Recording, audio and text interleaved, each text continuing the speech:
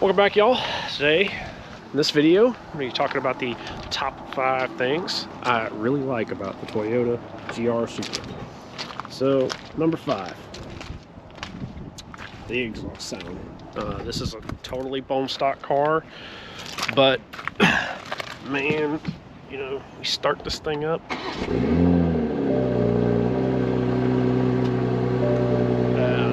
I mean,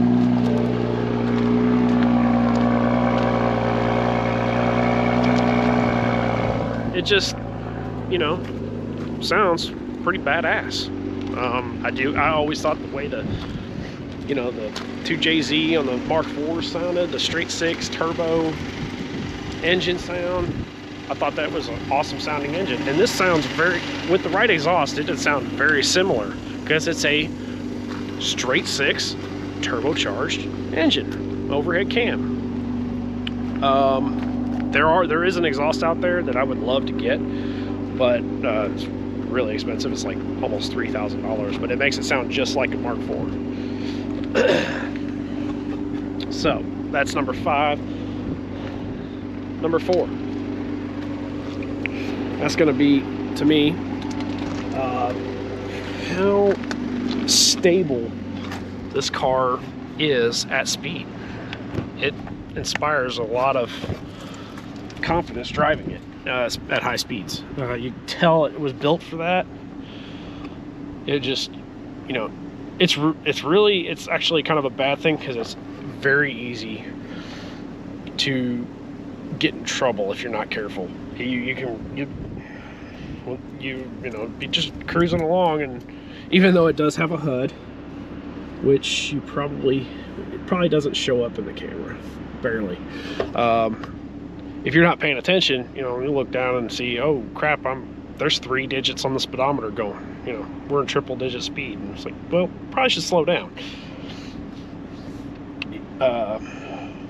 It's pretty awesome. It is a pretty well engineered car from a high speed performance standpoint. Go into number 3. I can't, my fingers are getting cold. I talked about in the previous video, but you know, fuel economy for what this thing is, you know, the fact that you in town, mixed city and highway driving, you get 30 miles to the gallon, and then on a highway going 85, 90 can still manage 38 miles to the gallon is pretty impressive. And that's due to the fact that it's direct injected mostly, I think, which can be considered a bad thing because there's no port injection. You know, that kind of caps how far you can go without spending a lot of money on fuel upgrades, but that's beside the point. I will say that, you know, driving this car at high speed and whatnot, it just gets good gas mileage, so that's pretty cool. I'm gonna go ahead and shut it off so you can hear me. But going beyond that, number 2, it's just an awesome looking car. I mean, go ahead and shut the hood. I mean, that's just about from any angle. This car looks like it's one of those cars that looks like it's flying down the road even when it's sitting there parked. I mean, it's a awesome looking car, you know. And there's a Facebook page here locally that it's called Arkansas Car Spotters on Facebook, and every time we take this car out, it gets spotted, you know. And most people are making fun of it because it's a BMW, which is funny. I jest with them too. I'll even poke in there because most people on there don't realize that I'm one of the people that own it.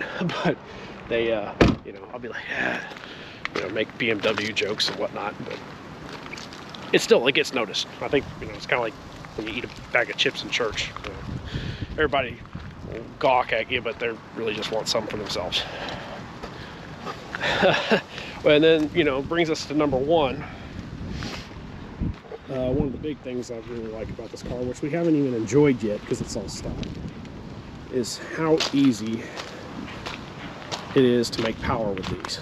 You know, these typically, it's an A90, so 2-port head, but it, you know, they make about 330, 335 wheel horsepower and about 380-ish foot-pounds of torque to the wheels from the factory. And a tune, you know, you're at almost 450, you know, 400, 420 wheel horsepower with, you know, 450 to 480 foot-pounds of torque, so like 100 horsepower and torque increase from just a tune. You got a downpipe in there, you get another, you know, you can get this thing up to around 450 horsepower and 500 torque pretty easy. If you manage to get E85 and, you know, upgrade the fuel system like is needed and do flex fuel, run E85, these make, you know, you can get these making over 500 wheel horsepower and 700 foot-pounds of torque, you know, which, you know, is pretty ridiculous for 3 things, you know, doing essentially 3 things. It's not cheap. These are very expensive to modify, considering, you know, tuning these is going to cost you about $1,500 to $2,000 minimum just to tune it. On top of it, you have to send off your DME to get unlocked, most likely, like we do now, because we got they did a recall on it. But, you know, very simple, more or less, to make way faster, just expensive. BMW stuff. So it kind of becomes a downside where this is like a Terminator or a Mark IV in the aspect that, you know, if you do too much real quick, you start running into the hole. You can't daily it anymore, because in that mode, in those higher horsepower modes, because there's not enough tire behind it, and you can't run daily tires. You know, you end up having to run drag radials like I do in the Cobra. I know I'm pointing you at a door, but the Cobra's back there. You end up to a point where you can't drive it when there's any kind of rain on the road or anything. That's a good and bad thing. It's awesome that they make that kind of power. It's bad because if you do make the car where it does that, you no longer can daily it.